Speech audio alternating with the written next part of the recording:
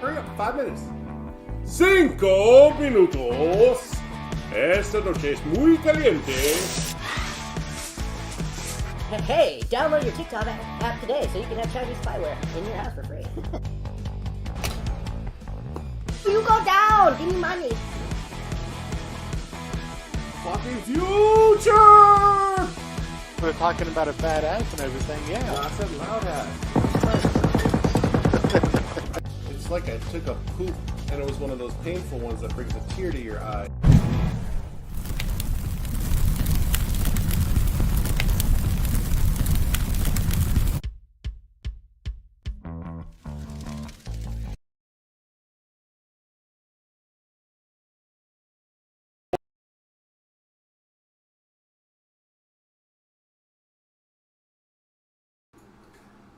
Oh, that's a sad-looking puppy. Why is it a sad-looking puppy, huh? Don't be a sad-looking puppy. Everybody loves you, Baba. Everybody loves you. You're the reason why people tune in again. Because there's a sweet baby girl over here. Yes. Oh, I think we're going to do the 111 tonight. 111 tonight, baby! Ah, we doing the 111? What you think? Yeah? The 111 sounds good. Now let me see about finding the accessories that we need. We need booze.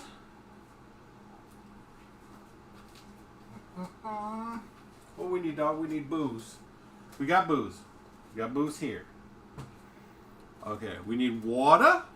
Water's important. You got to stay hydrated. It's very important to stay hydrated. Have you got water? I hope so. Oh, let's see. Turn on the other camera. Not yet. Not yet. Oh, I guess we could cue up the music in the meantime. What do you think, dog? We doing that classical?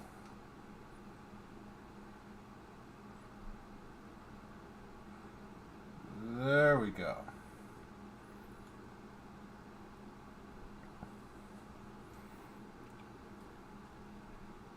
Just play. Stop being a dick.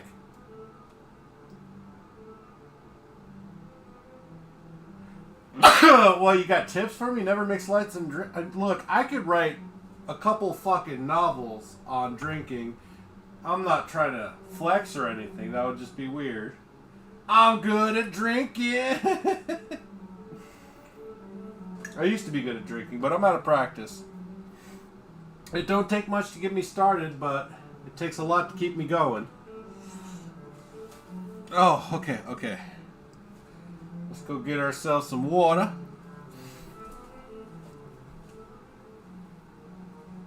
Is that right? We get some water. One of these stony stones. You only get one. Why? Because I don't know where the other one is.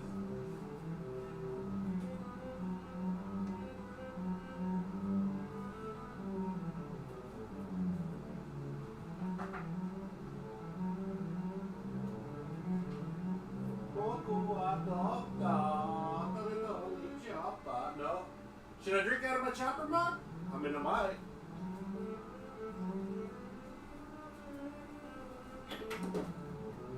Yeah, I'll just drink out of my Halloweeny skull mug. It's around here somewhere. I'll find it one day.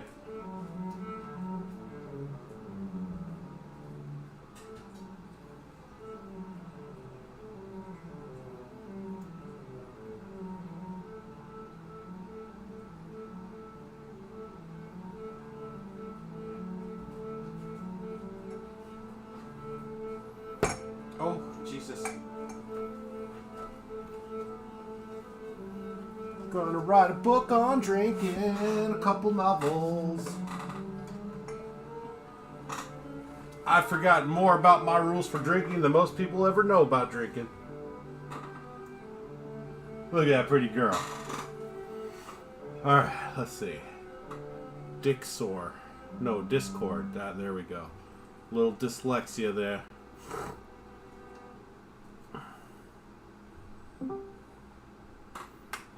Me.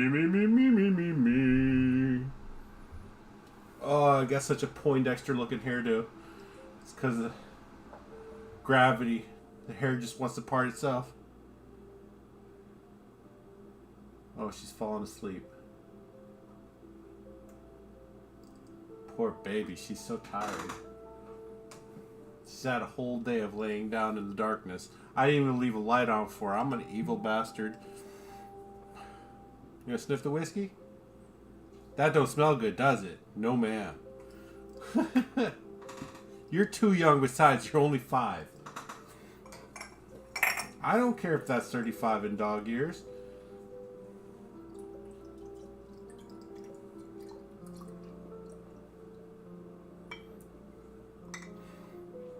Cheers. Look at that mug. Look at that mug. Is that not a cool mug? That is a really cool mug. Since apparently our law frowns upon us drinking out of the skulls of our enemies.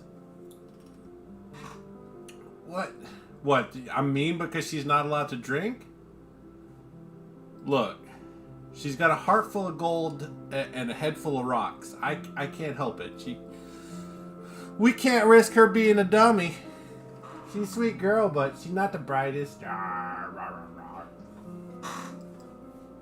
Yeah.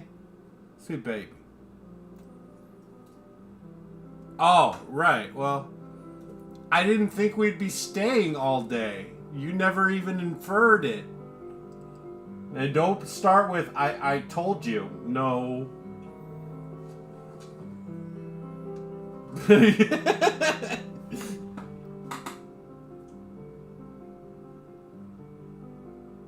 Look at that baby.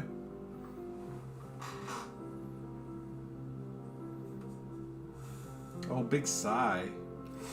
Big sigh. Sweet baby girl. I mean, I'm just evil. Oh, yes. It's time for me to spam my friends list with the, hey, I'm alive. Maybe you should watch the stream because, you know, you love me. All right. Let's see here. Well, I got permission from one. Nobody else said anything. Am I back in Europe? No. This is... I wish. No. I'm at my house. Definitely not doing a multi-camera setup with a ticker.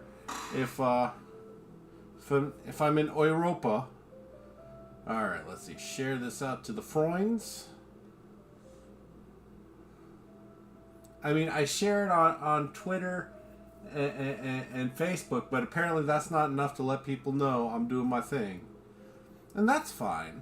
That's fine. You know, I stream around the same time every day, 6 days a week, and that's still not enough. You know, I need more consistency for the people that don't tune in. But how you doing, Flux Deluxe? Global Bond. Sometimes the ministry is currently between funders right now, so you know we do what we can with what we've got. But you tune in on Books and Bourbon. We're just gonna drink a little bit of whiskey and read a little bit of a book. We are currently reading Killing the Legends. It's about Muhammad Ali, Elvis, and the Beatles. Not all at once, obviously, but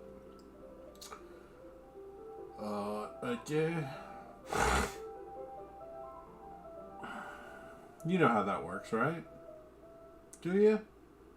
Sometimes the Ministry of Defense does not have that dough, that loot, that scratch, that Skrilla, that cheddar. Okay, I think that's everybody who might possibly tune in. Fuck what you heard. Oh shit. Listen here, young lady. You gonna lay down? Lay down. Oh, Daisy's a good girl. I swear she's doing it on purpose.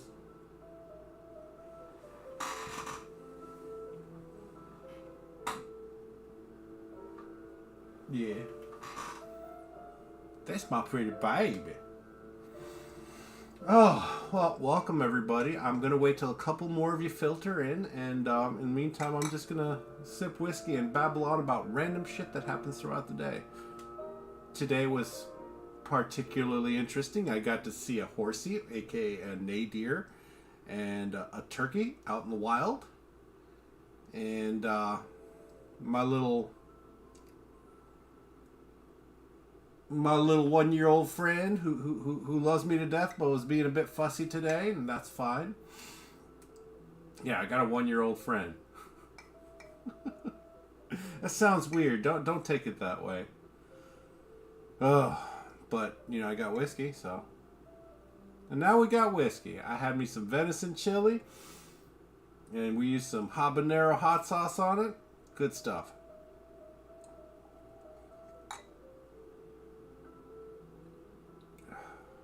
Okay, that had a moment to cool down, but whew, this stuff right here, oh man, it's something else. It's a Chattanooga 111. You know what? There's only a hint of a sip left in the bottle. I might as well just. We kill it tonight. And who knows? If I'm lucky or unlucky, depending on the perspective, it might kill me tonight. Just kidding. I don't have any kind of thing where alcohol could possibly do that to me. At least not in such a small quantity. I mean, we're only filled up to like here. Oh, that's good stuff. Yeah, but if you like getting messed up and have some taste buds, some pretty good stuff right here. Chattanooga whiskey, straight bourbon whiskey, 111 proof. I just call it Chattanooga 111, but you know, there's that bad boy right there, and it's got a cool Old West style bottle. You know, it's got the. Would that be considered raised letters? I think so, perhaps. Ugh. Flux Deluxe. Well, the name rhymes. But what's that mean for the rest of us? Are you into soldering? Or just you thought of some random words that kind of rhymed and you're like, that sounds cool, I'll go with it.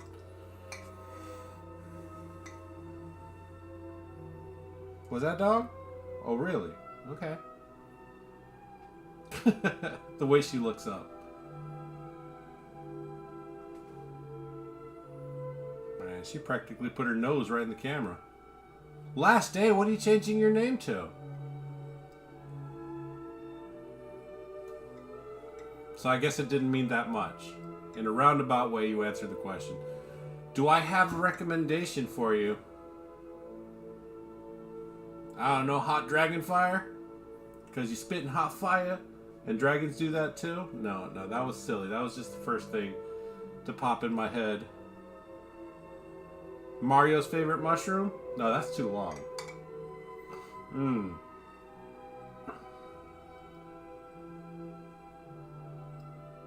Why would you do that? What? Okay, so how often does every 60 days? Wow. Okay, that answers that next question. You're on top of it. I like it. Oh.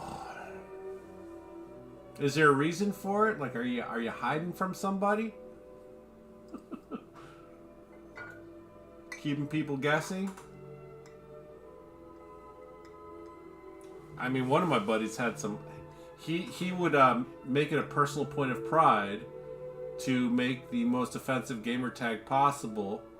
So, you know, once he got reported by enough people, they would force him to change his gamer tag, but not charge him any money for it. Which, like, to me, it would be a hassle. But I guess the guy just thought it was a big joke. I mean, probably because his playstyle is a big joke, but that's besides the point.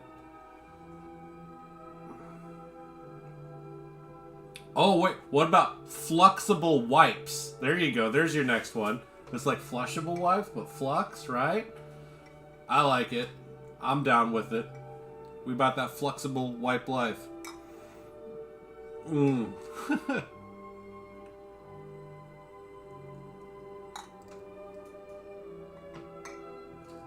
And if you're not on a sewer, just to let you know, even though they say they're safe for septic tanks, don't flush your wipes.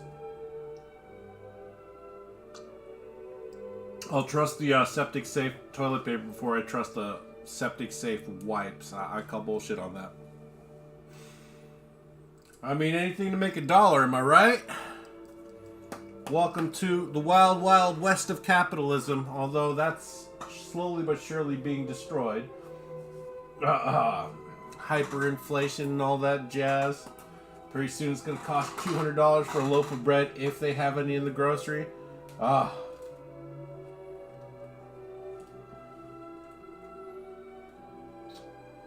You know what? I still haven't figured out which CEO just recently killed himself.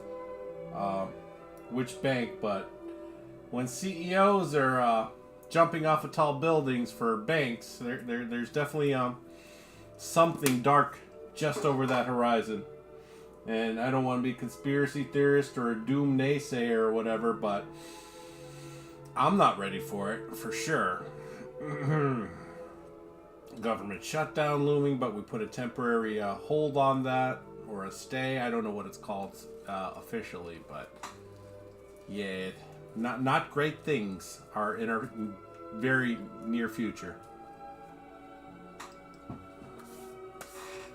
But the good news is under communism, it's kind of like dark humor. Dark humor is like food. Not everybody gets it. Communism, it's not an ideal weight loss program, but isn't a very effective weight loss program.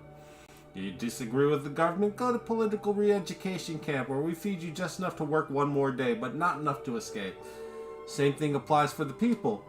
Thanks to government interference in food production, it's going to be inefficient as shit, and there's going to be less of it than there was before, so less people will be eating. And then the government will start printing up pamphlets, don't eat your children. This literally happened under communist rule in Russia, and I'm not saying we're too far off from that happening anywhere else on the face of the planet, because the corruption of man is terrible. But hey, what are we talking about? I'm supposed to be reading a book. You know what? Something about whiskey makes me like overly patriotic, and then I get all political and talk about those daggum liberals running this country into the ground. I don't want to be that guy. I don't want to be that guy. But it seems that a lot of people are not paying attention. Pretty soon the stores will have no toilet paper. You can bet on that one. Dog. Really? Am I embarrassing you? I'm embarrassing the dog. She has to hide her face in shame. It's okay. Man. I keep on saying I did not want the dog. That's for sure. I was okay with watching a dog for a month or so. And I guess the trial period ended. Now I just got full dog ownership and responsibility. And oh, don't look at me like that. So you guys can't see her face right now. She's looking at me like, I'm your dog? Yes, you're my dog. You're my dog. You're my little baby. Yes, sweet girl. Thank you for the kisses. Now lay down.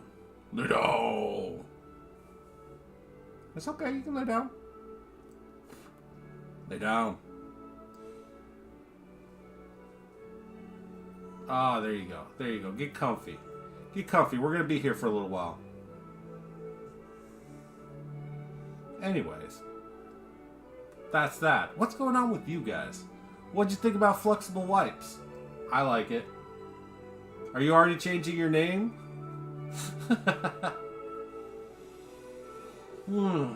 So it's always gonna have flux. Give me some time. I'll come up with more. But flux, I mean, it's hard to come up with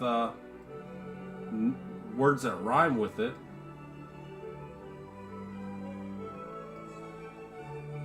I mean, there could be flux bow tie tux, but that's just weird. Like what? I don't know. Alright, where the hell is everybody? I just spammed this list. I don't see anybody else tuning in. You guys, don't give me a sad, guys, because I'm already ready to quit. Today's been a long day without a nap. And very little nicotine, so don't be like that, guys. Be nicer. Tune in. Say hi. Let's hang out. Let me read a book. I mean, maybe it was the low effort title I put in. I just abbreviated Books and Bourbon to boos+bour. Boos+bour. boos+bour, I guess, if you're just reading it and you have no idea that it's an abbreviation. Yes, no, maybe so. All right, well, maybe I'm on my own on that shit. That's fine. That's fine. I still like you guys, but I'd like it if more of you came in, and we're just like all hanging out together, like best of friends, enjoying a chillaxing Tuesday evening. Well, I drink whiskey because I know most of you have to be up for work in the morning the next day, and I respect that. So I will drink while you can't, and don't think of me being petty. Think of me as being compassionate, because this is the only day I drink, really, usually. So here I am, rock you like a hurricane, and more maybe like a temperate storm. Yeah, temperate storm. I ain't got that much energy in me anymore. Definitely not the endurance. Flash flood? No, too much intensity. Alright, well, take another sip and start reading. I'm sorry, I didn't catch that.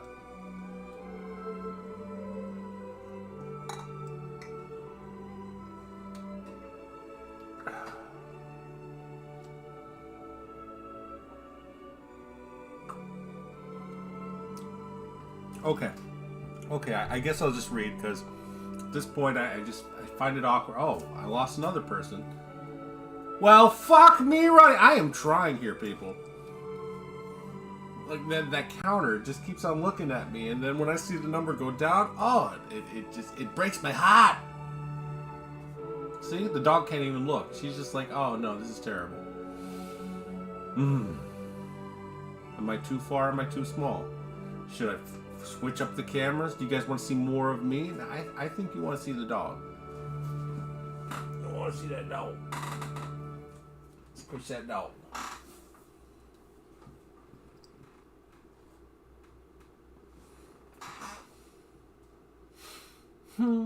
Okay. I'll just start reading. Maybe we'll finish a whole chapter tonight before I get pissed off and quit. Maybe we won't finish a whole chapter before I get pissed off and quit. We shall see. I got a little bit of political waffles. I don't know. What the hell do you want from me? I send out an invite to 10 people and one person responds? Well, actually, nobody responds. Oh, wait. One person might have responded. What am I streaming? Oh, well. It's books and bourbon. No, we flip that camera.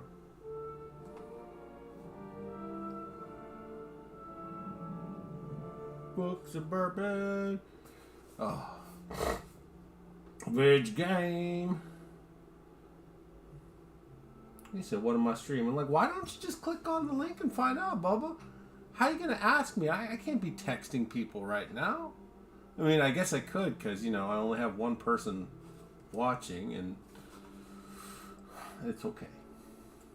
Just try not to take it personally. It's gonna be okay. Take a mental health break. Okay. I ain't got much going on, so the break was quick. Chapter 13, August 17th, 1977. Memphis, Tennessee, noon. Elvis Presley is gone. A single white hearse carries his body home.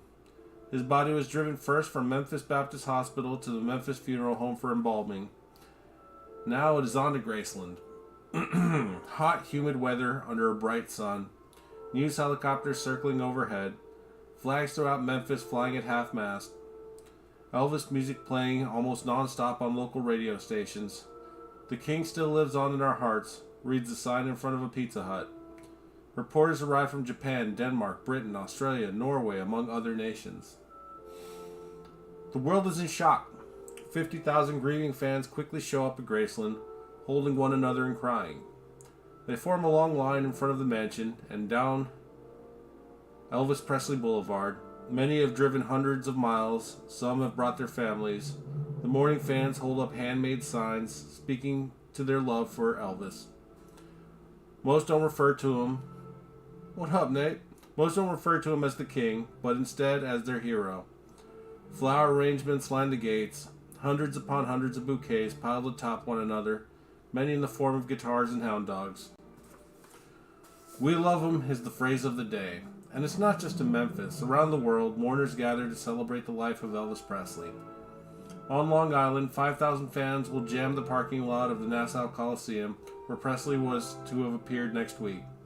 In London, an overflow crowd spills out of a church, celebrating the singer. Rock and roll never forgets, one fan tells a television reporter in Memphis. Things have happened fast since the discovery of Elvis's lifeless body on the bathroom floor yesterday. An autopsy was immediately conducted at Memphis Baptist. The cause of death, the singer's many medical complications. Elvis had gained a significant amount of weight since that last shown in Indianapolis, an estimated 75 pounds. Holy fuck. He had lived, the public would have seen him in this condition, for Elvis was due to go back on the road to Portland, Maine, this very day. In the months to come, as the world looks for a scapegoat to blame for Elvis Presley's demise, fingers will be pointed not at Elvis himself or at Colonel Tom Parker, but at Dr. George Nicopolis. But for now, the extent of Elvis's chronic drug use is still largely a secret. Inside the hearse, Elvis lies in a copper casket, just as his mother did 19 years ago. It had been less than 24 hours since he had died. In this time of deep sadness, a tearful Vernon Presley has asserted himself. It was Vernon who gave 9-year-old Lisa Marie the terrible news. Elvis's daughter was at Graceland and saw the ambulances, but she still cannot believe her father is gone. Her namesake aircraft was immediately dispatched to Los Angeles to pick her mother, Priscilla, for the funeral. At first, Vernon did not call his son's former wife. She heard the news from her sister as a tragedy flashed around the world. Priscilla will spend much of the air journey in Elvis's bedroom at the back of the aircraft. I lay there, she will write, unable to believe Elvis was dead.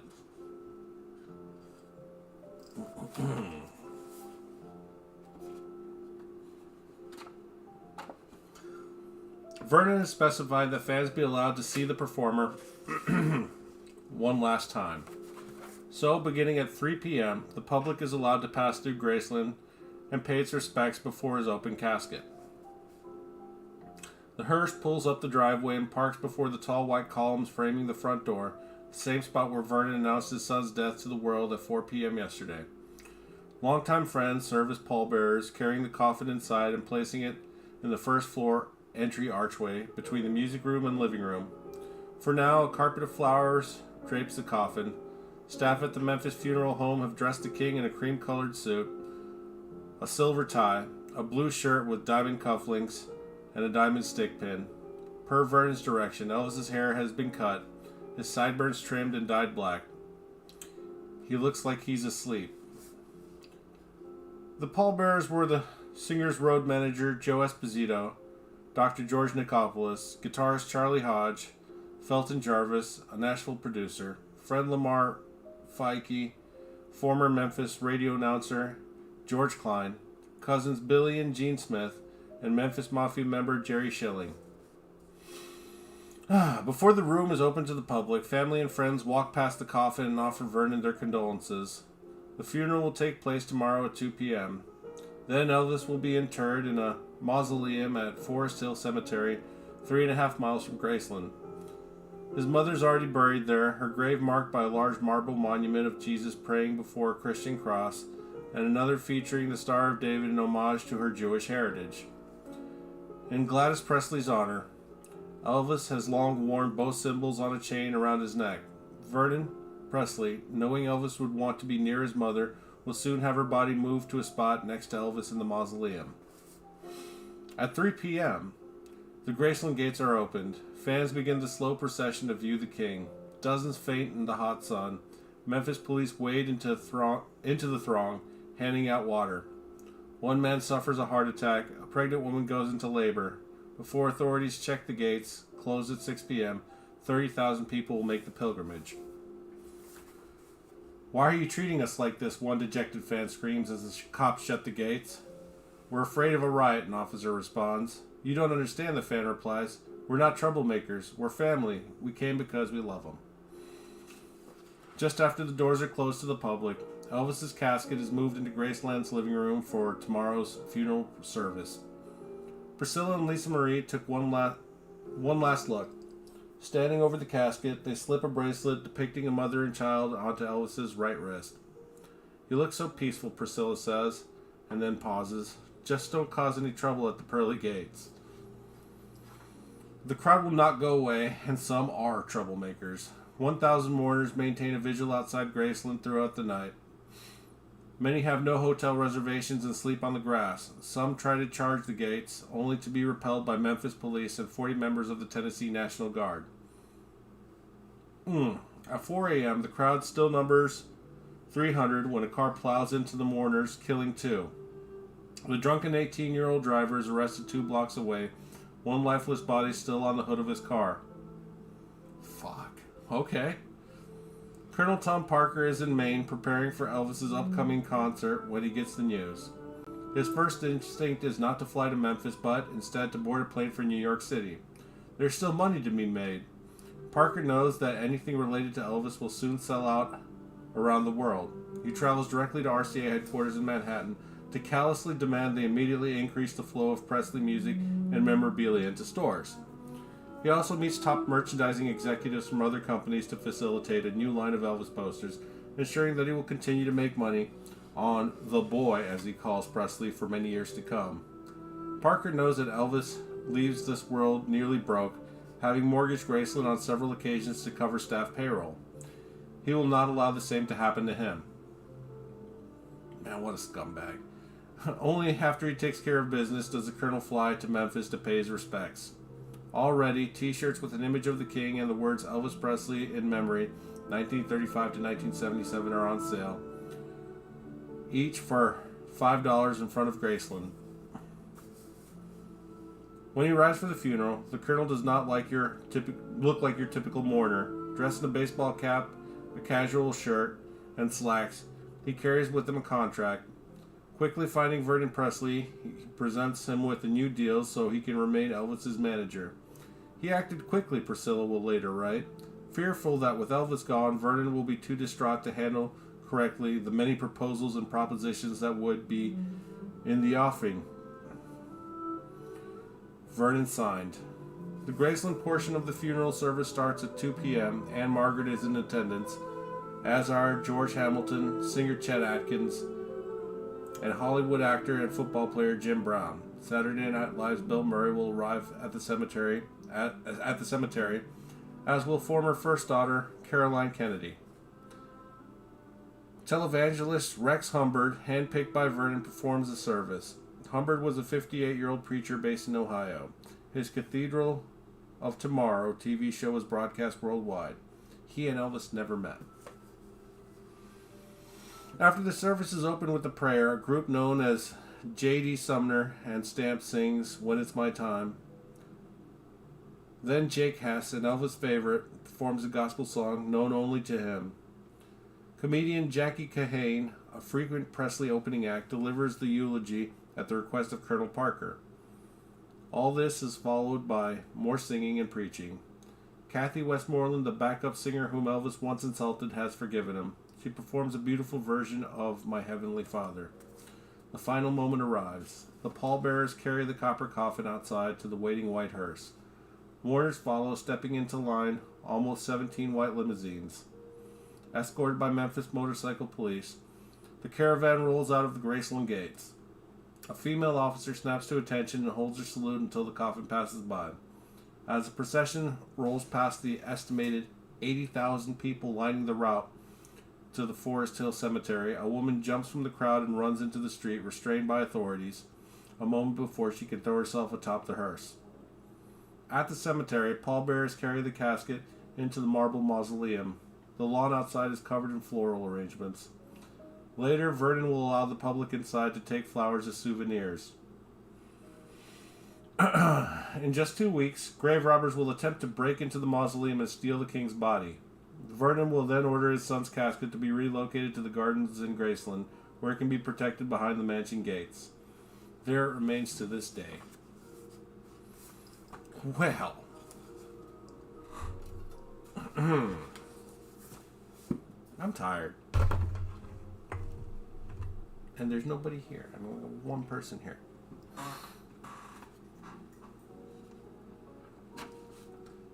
Oh, we've done a whole 30 minutes?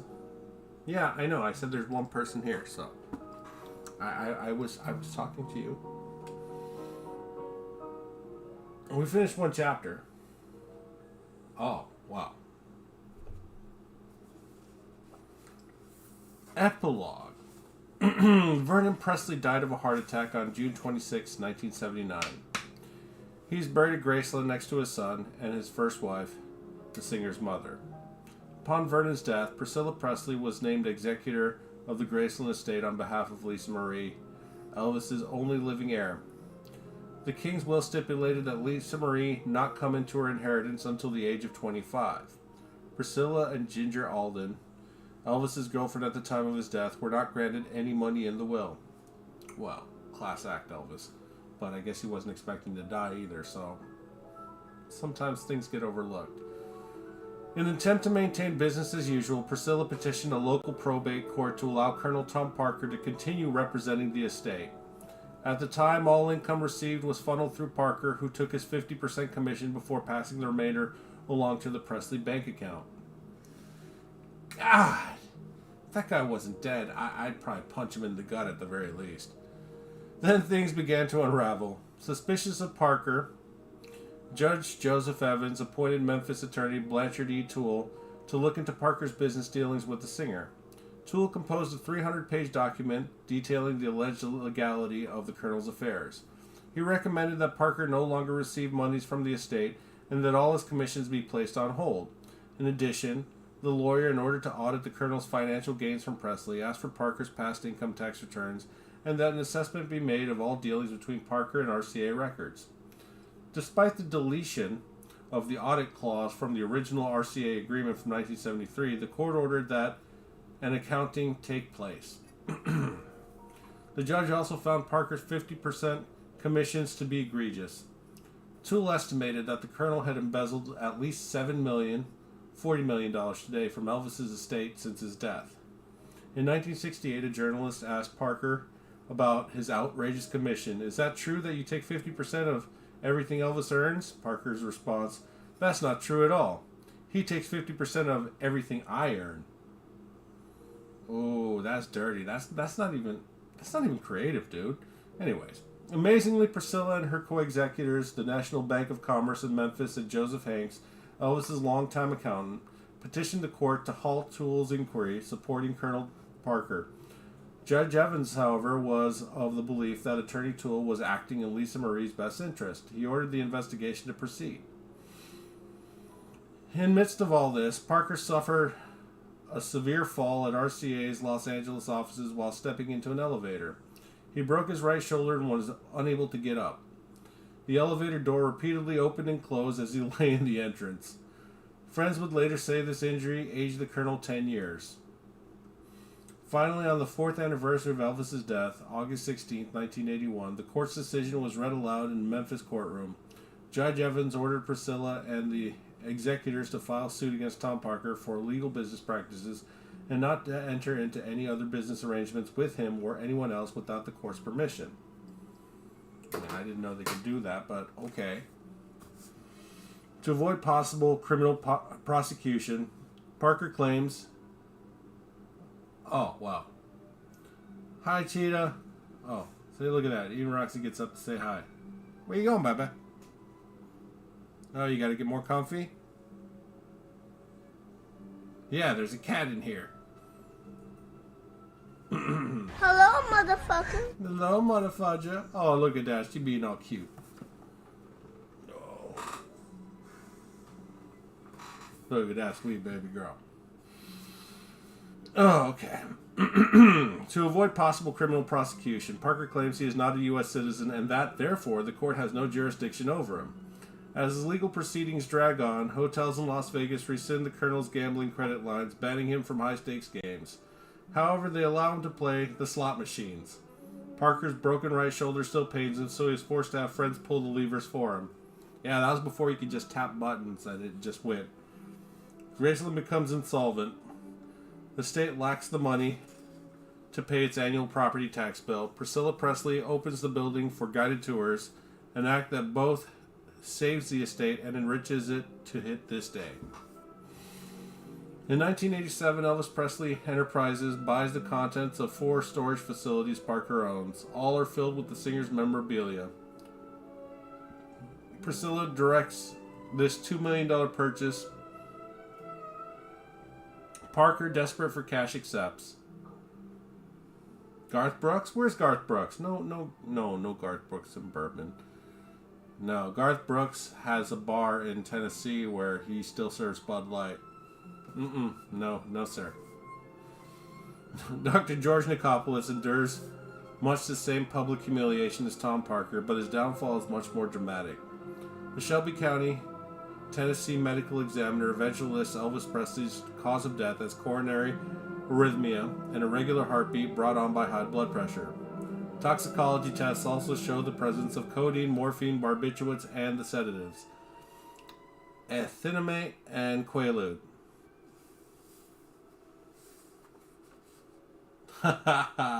Cheetah, you leave that man alone. He is an entrepreneur and he's doing entrepreneurial things.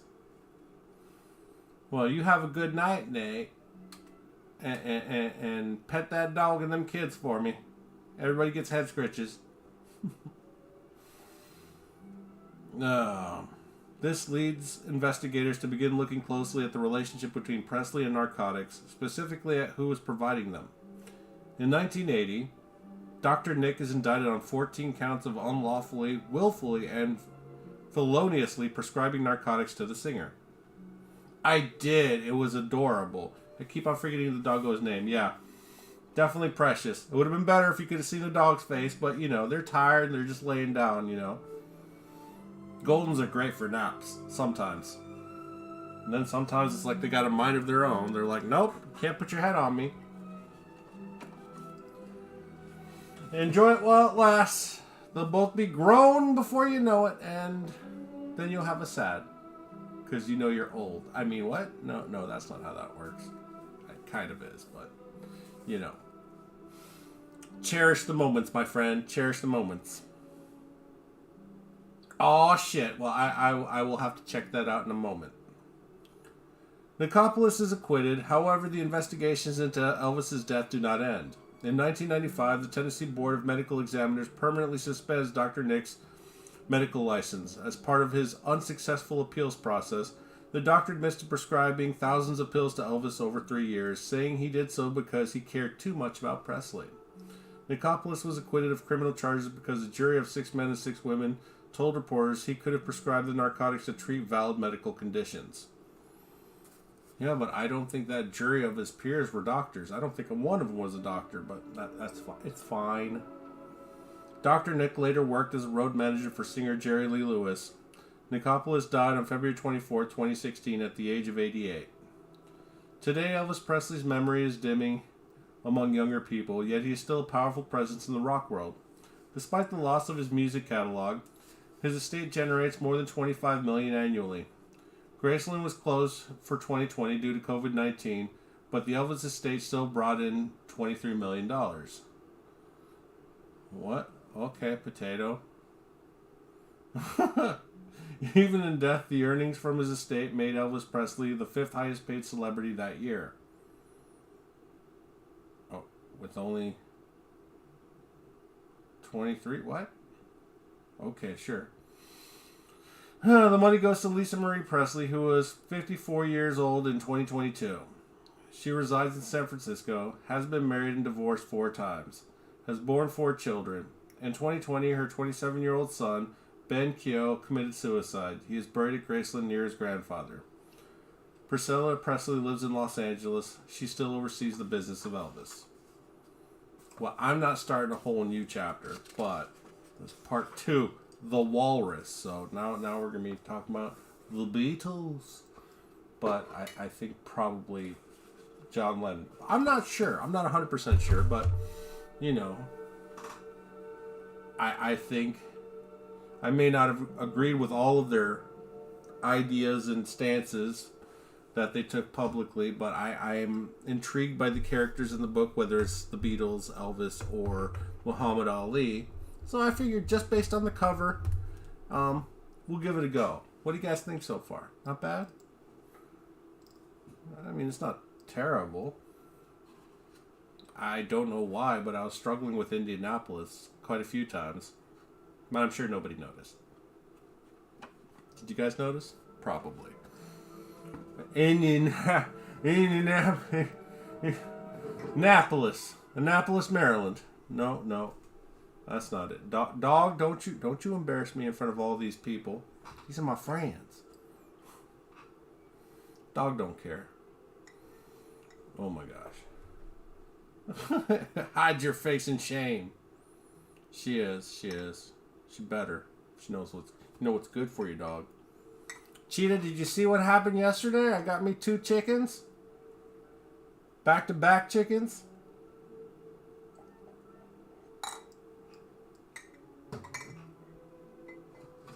Oh, why is it so spicy? God damn. Meow, meow. Oh. Everybody having a good day? Oh, well, shit. We lost 2 people in just that much time. All right, well, fine. Fuck it. Y'all leaving? I'm leaving. Everybody leaving without even saying goodbye. I'll say goodbye, though, because I'm not rude like that. Goodbye, though. I'll be back on tomorrow night. I'm not sure if it's going to be a Bobby Ross Wednesday or just a regular stream. We shall see. And when we do see, you'll see. 8:30, 9 o'clock Central. See you tomorrow. Peace, motherfuckers.